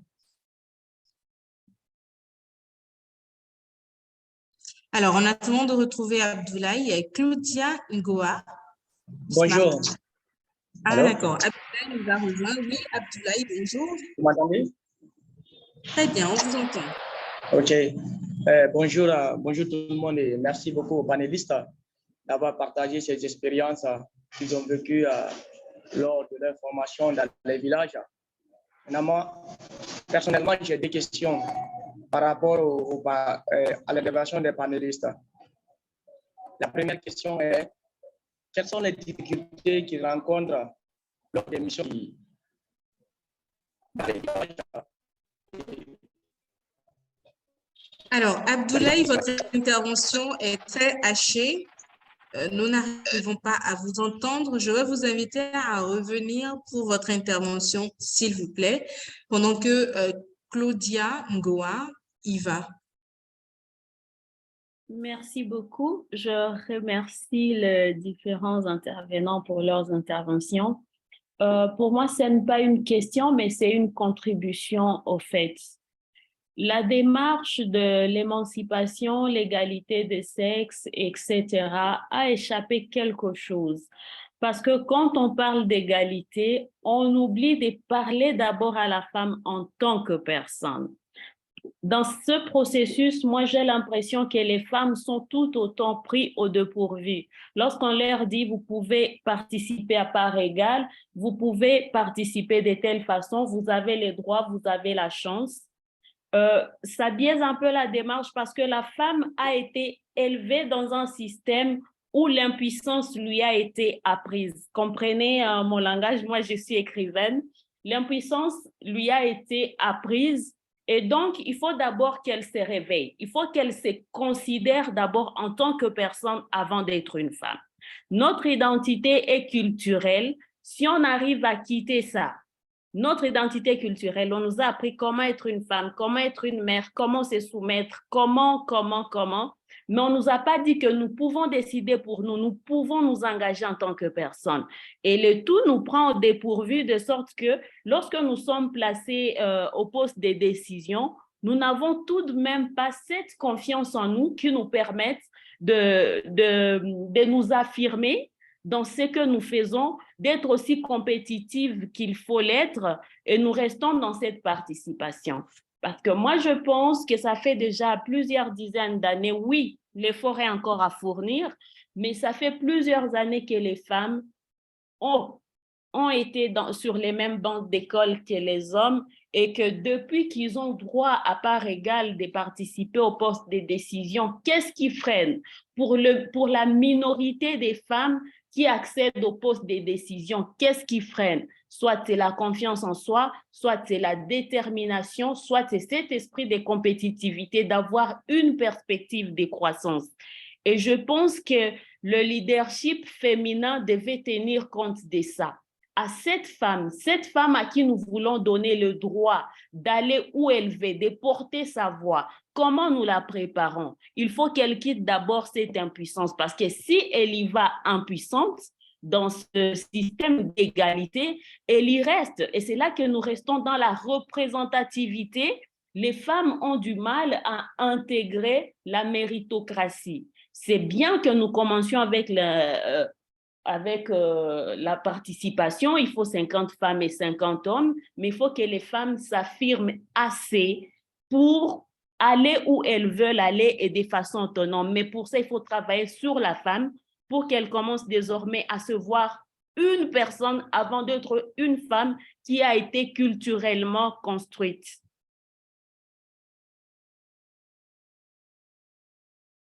Merci beaucoup, Claudia. Claudia qui nous rappelle qu'elle est écrivaine et cela s'apprécie bien entendu dans la poigne de votre intervention. À votre suite, nous prendrons Alexis Nsiba Thomas et la dernière personne à intervenir sera Danejo qui est la dernière à avoir levé la main.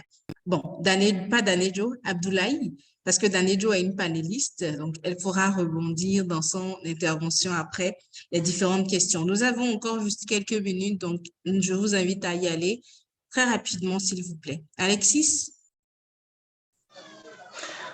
Oui, bonjour et merci beaucoup pour la parole accordée. Je dis que j'ai bien suivi les interventions des différents participants dans les différentes étapes précédentes. Donc, je vais aussi intervenir et ajouter quelque chose par rapport à ma position ici à l'est de la RDC. Par rapport aux interventions de mes prédécesseurs, ils ont bien précisé les activités concrètes, les activités qui nous font du mal pour accéder au but de la génération égalité. Comme ajout, parce que j'ai bien suivi qu'on dit de l'autonomisation économique des jeunes filles, des droits à la santé, de l'éducation. Donc, par rapport à ma position, j'aurais voulu aussi intégrer ou insérer l'activité de la communication et changement de mentalité.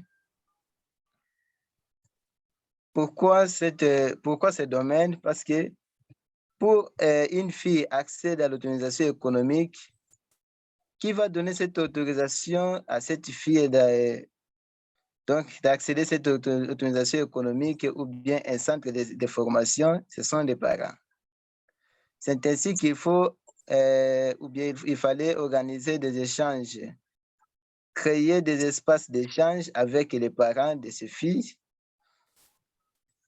enseigner ces parents sur l'égalité des genres, sur la génération égalité, parce qu'avec nos habitudes traditionnelles, nos parents se donnent l'autorité d'interdire à leurs filles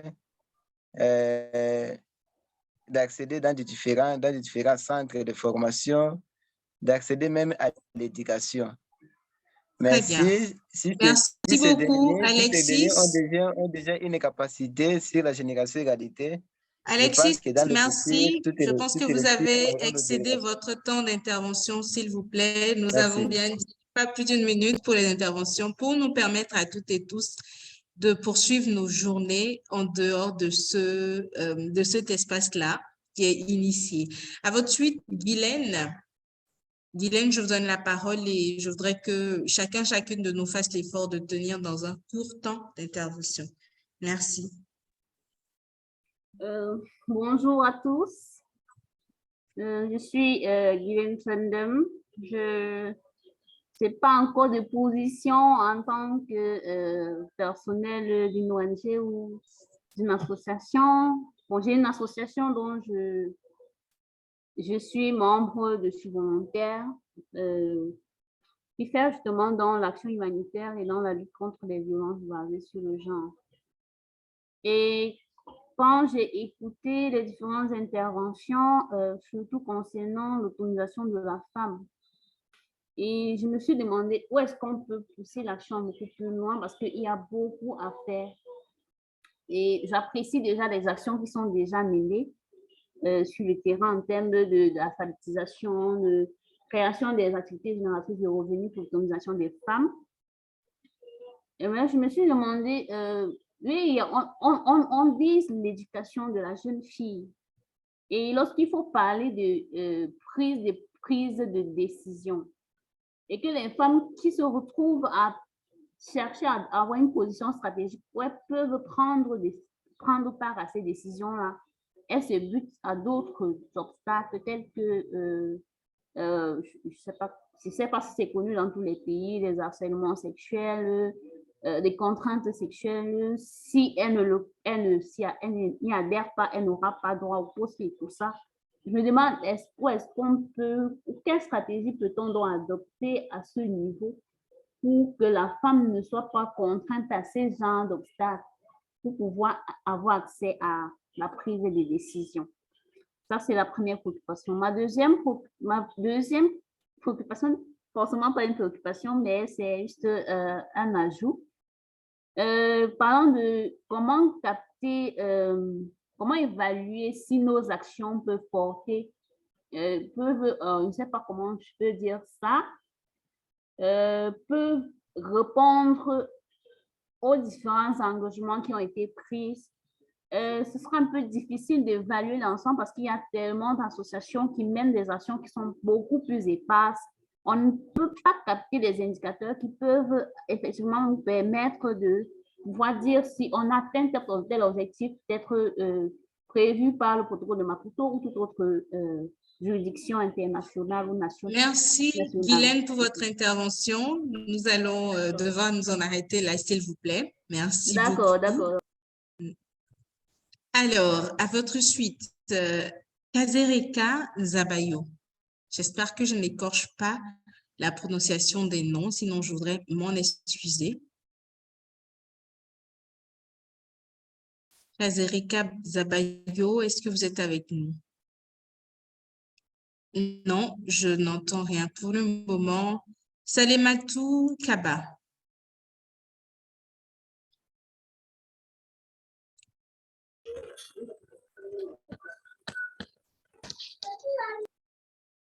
Est-ce que Salematou Kaba est avec nous? Non. Alors, Fatoumata Diaraï. Oui.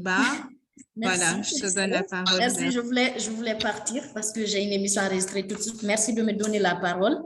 Très ravie d'avoir participé à cette rencontre d'échange, donc je vais faire très vite.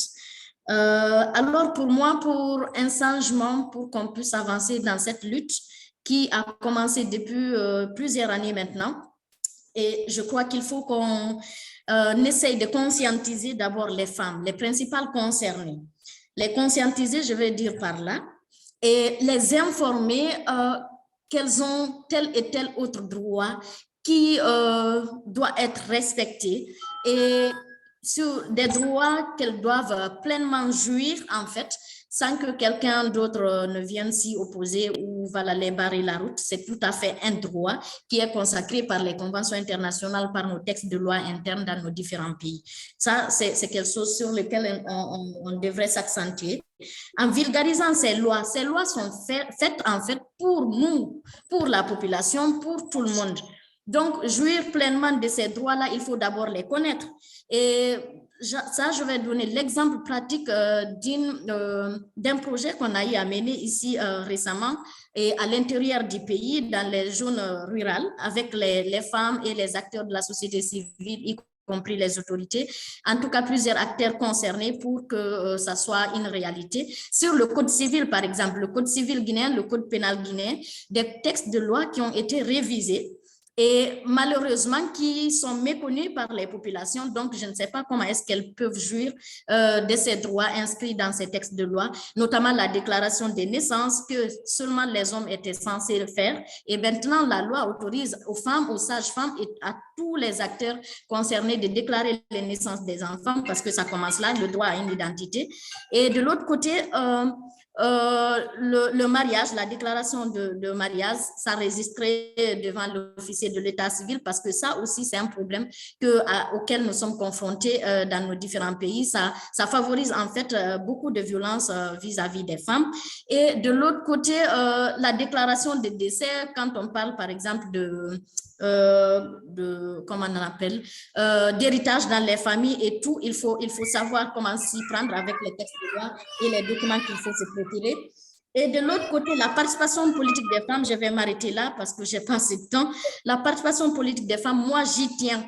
Par exemple, pour quelqu'un qui aspire à un changement positif, cette personne ne doit pas croiser les bras et attendre qu'on fasse les choses à sa place. Pour moi, si j'aspire à un changement positif, il faut que je m'implique. Et pour cela, il faut qu'on se tourne vers la participation politique des filles et des femmes, parce que la politique, comme l'a dit quelqu'un dans son intervention tout à l'heure, c'est pas pour venir mentir et dire du n'importe quoi, comme on le voit très souvent, mais c'est pour apporter sa contribution. C'est pour que s'il y a un problème, que moi, qui aspire à faire la politique, pour que je puisse dire voici, voici, voici. Et si je ne sais pas, pour avoir pris le leadership, je peux me tourner vers les personnes qui connaissent. Mais si c'est un problème... Merci Fatoumata. Merci beaucoup de m'avoir donné la parole et bonne continuation à vous. Merci Fatoumata, merci pour votre point de vue partagé. Abdoulaye, j'ai vu qu'il y a de nouvelles personnes qui lèvent la main. Ok, il y a Kazereka et oui, je suis là, madame.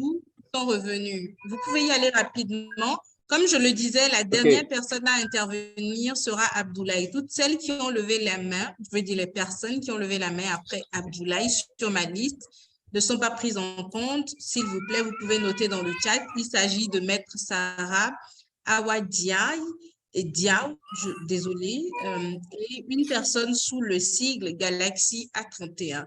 On ne pourra pas vous faire intervenir en raison du temps limité. La dernière personne sera Abdoulaye, après Kazereka et Salematou si ces deux personnes arrivent à intervenir. Vous pouvez y aller. Ok. Bonjour à tous. Je vous ai suivi dès le début, madame, mais j'ai une petite préoccupation par rapport aux femmes qui sont des villages, celles de la ville, quoi. Alors, je trouve qu'il n'y a pas d'égalité parce que quand on voit les opportunités qui arrivent dans des villes, mais ça n'arrive pas dans des villages, en tout cas, j'ai l'inquiétude parce que je suis un homme de terrain, je connais ce qui se passe dans des villages. J'avais une petite question seulement de savoir pourquoi il n'y en a pas l'égalité des opportunités des femmes entre les villes et les villages. Merci, madame. Merci à vous aussi, très cher, pour votre intervention. Salematou Kaba, vous êtes de retour? Oui, c'est bien, je suis là. Bonjour tout le monde. Moi, ma préoccupation, ce n'est pas une question, mais c'est plutôt une proposition par rapport aux femmes des milieux ruraux.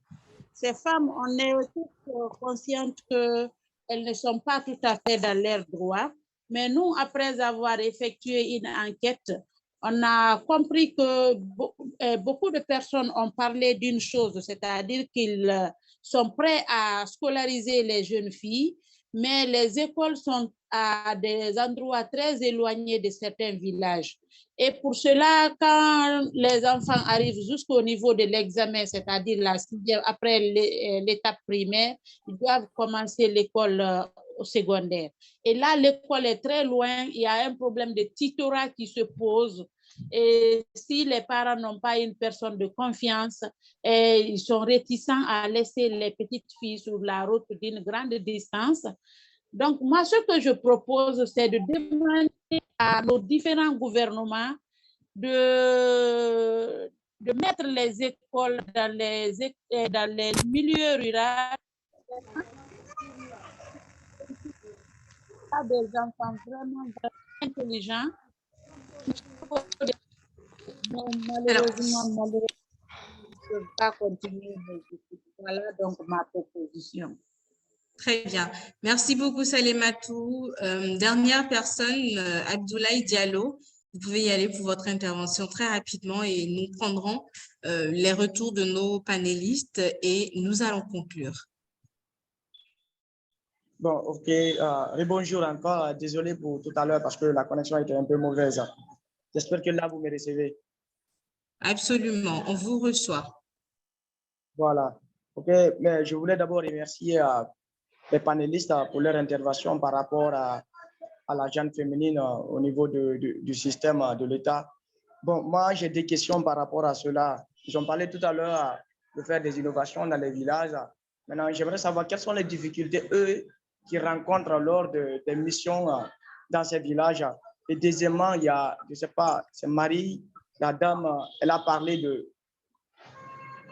être indépendante financièrement. Est-ce que c'est le seul moyen pour que l'égalité des genres soit active?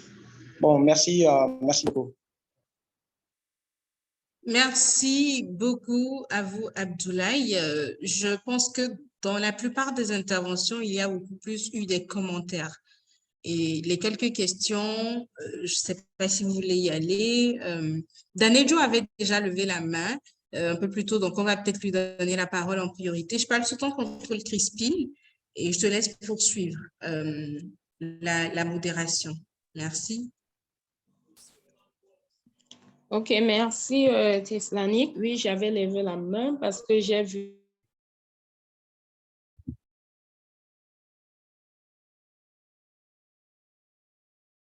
des questions. Personne qui me posait la question. Les femmes qui sont dans les villages, qui ne trouvent pas des opportunités comme celles dans les villes. Ok, bon, on ne peut pas tout expliquer parce que là, l'espace ne nous suffit pas et puis le temps n'est pas le temps est trop petit pour qu'on s'explique tous ici. Donc, nous, ce qu'on fait concrètement par rapport à ces femmes dans le village et les filles, c'est que nous créons ces groupes de filles dans les villages. Nous nous déportons dans le village uniquement, dans tous les villages environnants de notre région. L'association se déporte dans ce village et crée des groupes de femmes et sensibilise sur les violences et puis de là ressortent les types de violences que vivent les femmes dans cette région. Et après, nous avons tout un programme avec ces femmes dans les villages où nous descendons à chaque fois pour mener ces causeries éducatives et voir aussi leurs besoins en termes de renforcement de capacités et autres. Et donc, voilà en quelque sorte comment nous travaillons avec les gens du village. C'est l'association elle-même qui se déplace pour détecter les problèmes que vivent ces femmes dans les localités. Je pense que d'autres organisations peuvent aussi faire la même chose si cela répond vraiment à sa question. Et il y avait aussi l'autre qui posait la question de faire connaître ce que c'est que le VBG à la population, bref, à la population cible qui sont les femmes et les filles et les adolescentes. Bon, on ne peut pas rentrer tous ici pour raconter. J'avais expliqué tantôt dans les sensibilisations et les causeries éducatives qui sont tenues avec ces filles et femmes dans les villages, nous parlons de ce type de violences, d'où nous les enseignons vraiment. Il y a tout un enseignement sur les VBG, sur les violences faites aux femmes et aux filles, sur l'éducation et bref, il y a tout un enseignement sur ça. De notre côté, nous enseignons vraiment aux femmes qu'est-ce que le VBG, quels sont les types de VBG, quelles sont les priorités des VBG et autres. De ce côté, je pense que c'est bon chez nous et peut-être, je ne sais pas, avec les autres, vous pouvez prendre aussi, imiter. Et puis, il y avait quelqu'un d'autre qui demande comment atteindre les objectifs de l'égalité dans un milieu où les femmes et les filles elles-mêmes ont peur d'élaborer la question. Bon, dans ce sens, beaucoup de choses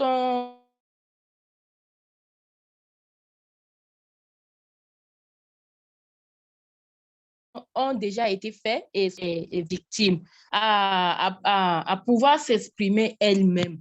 Donc, sans la liberté d'expression, tu ne peux même pas détecter le problème que vit la femme. Donc, il faudra vraiment qu'elle-même, elle soit vraiment à mesure d'expliquer son problème. Donc, c'est ça, la liberté d'expression. Nous les formons en technique d'animation et à s'exprimer elles-mêmes auprès du public.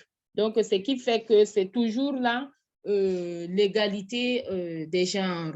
Donc, ne pas avoir peur de s'exprimer, être capable de dire ce que l'on pense et autres. Merci. Merci beaucoup, Danejo. Si Marie-Paul peut aussi rebondir avant qu'on puisse conclure parce que le temps est en train d'avancer. Je veux répondre déjà à la question de Abdoulaye qui demande quelles sont les difficultés rencontrées. Oui, vraiment. ce sont les mêmes difficultés. Lorsqu'on part dans les villages, souvent, on n'a pas accès tout de suite aux femmes. Il faut d'abord passer par les hommes. Et souvent, il faut aller avec un homme dans le groupe parce que les femmes ne parlent pas aux hommes, malheureusement. Donc, ce sont ces difficultés-là que nous rencontrons. Et des fois, les femmes n'ont vraiment pas le temps parce qu'elles doivent aller au champ, elles doivent de retour travailler pour toute la famille, mettre de l'eau au feu, faire à manger. Donc, elles n'ont pratiquement pas le temps pour les discussions, pour tout ce qu'il y a à faire. Mais ce qui est intéressant avec nous, c'est que vu que moi, je suis agronome, je pars au champ avec elles et en même temps, je discute avec elles là-bas. Donc, les difficultés, il y a le patriarcat qui empêche les femmes de parler pour elles-mêmes. Il faut passer par les hommes et s'ils sont d'accord, vous pouvez faire des réunions et tout. Donc, il y a cette difficulté-là. Et il y a aussi la difficulté d'accès à ces villages-là. Les routes ne sont pas praticables. Malheureusement, nos États ne travaillent pas en fait pour le bien-être de la population. Donc, on a des difficultés d'accès au niveau des routes. Et aussi, on a des difficultés au niveau du financement. Voilà, la plupart du temps, les organisations locales travaillent sur fonds propres, très souvent. Donc, il y a aussi ces difficultés-là. Et il y a l'autre monsieur qui a parlé des opportunités de chance entre les villes et les villages. Il faut dire que heureusement, on a plusieurs organisations qui travaillent en fait sur diverses thématiques. Donc, les opportunités on a des organisations, par exemple, qui travaillent tout simplement en milieu urbain et il y a celles qui travaillent en milieu rural. Donc, il ne faut pas forcément regarder comment on appelle, l'activité des organisations qui travaillent seulement en milieu urbain pour dire que rien n'est fait en milieu rural. Voilà, il y a diverses organisations avec divers cahiers de charges. Et il y a un autre, je pense que c'est tout ce que j'ai eu à noter. Et il y a la dame qui disait qu'il faut faire des formations sur les VBG pour que les victimes, les survivantes plutôt, elles-mêmes puissent se prendre en charge et tout. Et c'est ce qui est fait en fait. Et ça, c'est grâce à Internet, grâce à la technologie et tout. Donc, on essaie de dire aux femmes qu'elles ne sont pas coupables, elles ne sont pas responsables de tout ce qui leur arrive concernant le viol et autres. Et donc, lorsqu'elles ne sont pas responsables, lorsqu'on ne se sent pas responsable des choses et qu'on en est victime, automatiquement, on prend conscience qu'il faudrait qu'on parle, il faudrait qu'on porte plainte pour pouvoir changer cet état de fait-là. Donc, on essaie d'expliquer aux femmes, par exemple, la définition du viol, les différents types de VBG et tout comme ce que Danilo avait dit auparavant. Donc, je pense que j'ai fait le tour des questions. Bon, celles que je trouvais intéressantes. Pas que les autres ne sont pas intéressantes, voilà. Merci. Merci beaucoup. Merci beaucoup, Marie. Marie-Paul, on va aller directement à la parole aux panélistes afin de conclure cette partie avant que nous puissions nous séparer. Je vais écouter M. Dab directement, il va faire ses commentaires et conclure. Et on va aller chez Danejo, enfin on va finir par Marie. Vous avez la parole, M. Dab. Ok, merci Crispine, merci. Excusez-moi, mes excuses pour le break de tout à l'heure. J'avais une urgence au niveau des services. Je conclus directement, je ne prends pas beaucoup de temps. Je voudrais juste nous encourager, nous tous, nous toutes, tout le monde ici, afin que nous puissions toujours entreprendre, afin que nous ne puissions pas baisser les bras. Les petites actions, je le dis à tout moment aux gens. Moi, quand j'interviens sur terrain, je rencontre des difficultés, beaucoup de difficultés même, mais je ne baisse jamais les bras. Des fois, je suis seul, individuel. individu et j'essaye de remonter les plaidoyers ça et là et je n'ai pas, par exemple, de réponse. Je continue jusqu'aujourd'hui. Je dis les petites actions que je fais. Quand on est plusieurs en train de le faire, multiplier à travers à plusieurs endroits par plusieurs personnes, ces petites actions peuvent changer les mondes. Donc, mais nous profitons, nous le faisons, nous n'allons pas nous taire pour demander aux institutions internationales, à nos gouvernements, tout ça, nationaux ici sur place, d'accompagner tous ces mouvements, tous ces activistes féministes qui mènent une très bonne lutte en faveur des droits des femmes. Et je pense que, comme je le dis, c'est un processus. On va arriver au bout et ça va aller pour tout le monde. Merci beaucoup. Merci infiniment à nos voix comptes pour cette faveur, ces privilèges.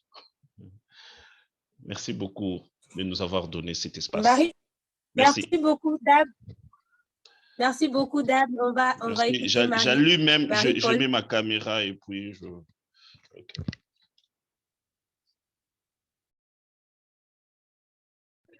Dab, je propose que nous ayons d'abord la conclusion de Marie-Paul et de Danejo également.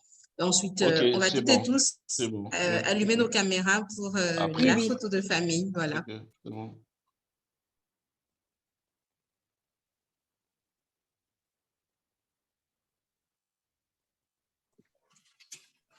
Marie-Paul, vous êtes là pour la conclusion?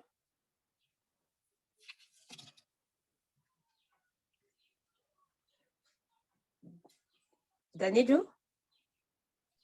OK, merci Christine.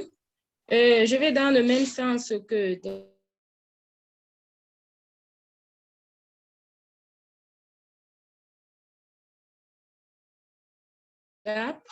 tout d'abord, j'ai en cours d'égalité des genres et pour atteindre notre objectif, puisque si nous sommes tous dans cet espace, c'est parce que nous avons la même idéologie.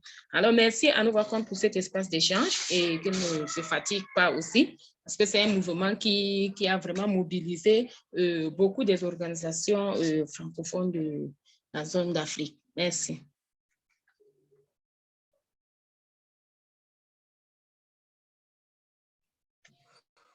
Merci beaucoup, Danejo. Si Marie-Paul est là, on va l'écouter avant qu'on clôture. Voilà, je ne peux que dire merci pour cet espace. C'est toujours bienvenu de discuter entre nous, de parler de ce qui touche à la femme, de l'égalité des genres, surtout que c'est une approche qui est très, très intéressante et très importante pour les gens qui sont appelés à diriger demain. Voilà. Et ce que je peux dire, c'est qu'il nous faut ce genre d'espace beaucoup plus ouvert, peut-être, mais il nous faut ce genre d'espace où on puisse parler en fait de la vie des femmes, de ce qu'il faut faire, nos avancées, parce que lorsqu'on fait le décompte de ce qu'on a eu à faire, de ce qu'on doit et ce qu'il nous reste à faire, et c'est très, très important. C'est tout ce que j'ai à dire pour conclure. Merci.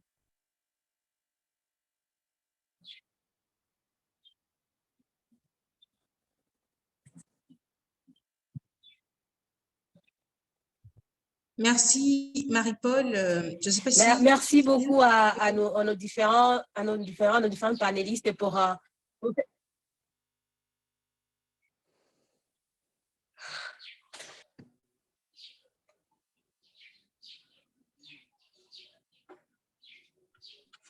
Crispine, est-ce que tu es avec nous? Oui.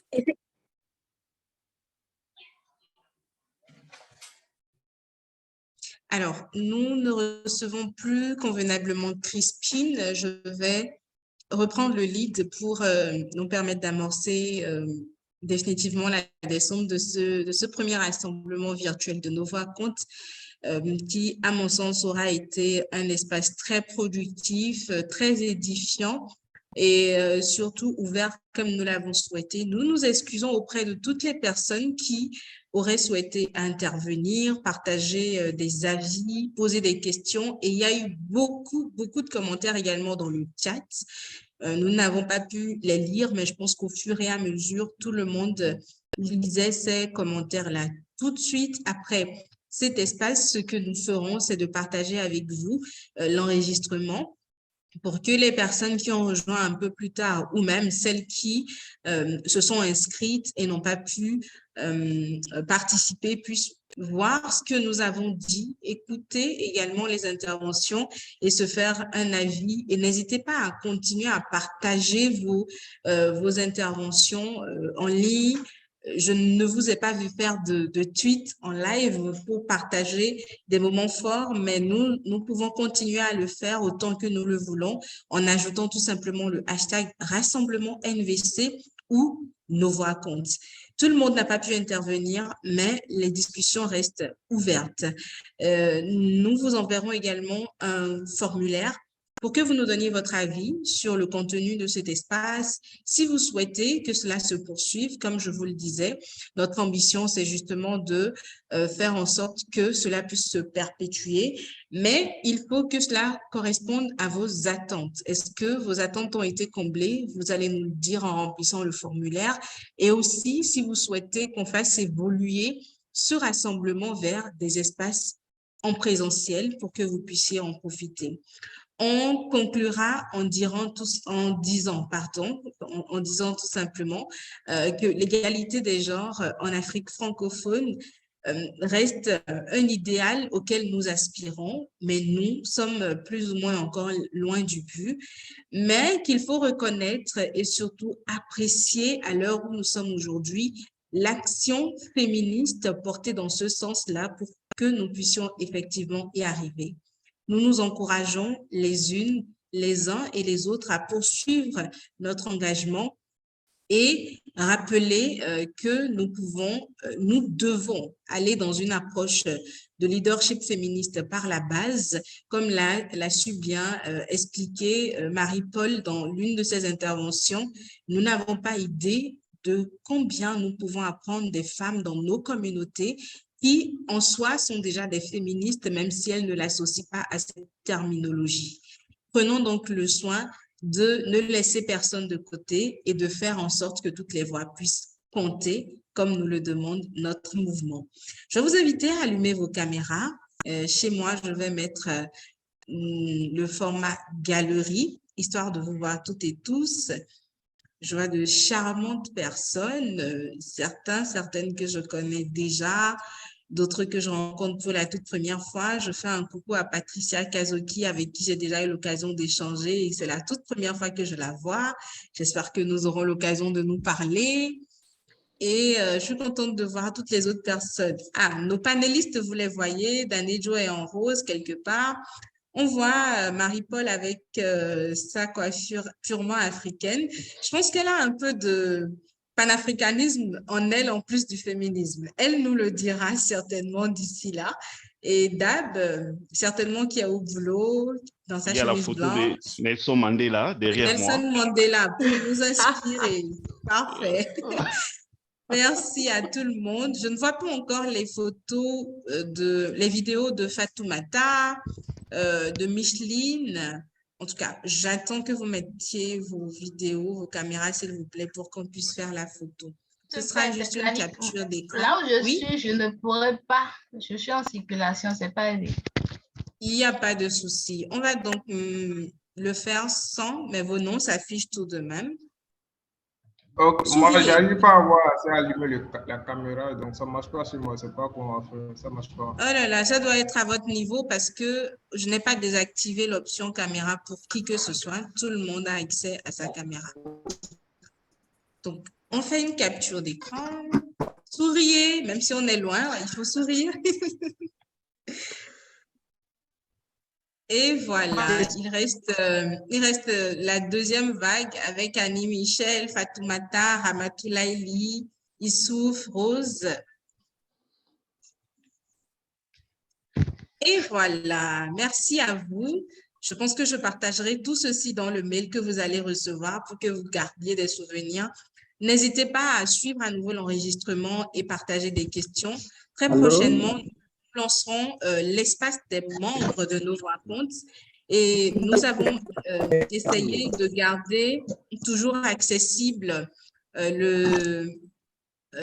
l'accès pour les adhésions. Donc, si vous voulez adhérer au mouvement, nous allons également vous partager dans le mail le formulaire pour devenir officiellement membre du mouvement et profiter de toutes les autres opportunités qui arrivent dans le cadre de nos activités. Merci à chacune de vous. Nous avons excédé le temps de ce rassemblement de plus de 30 minutes et nous vous remercions pour votre participation très active.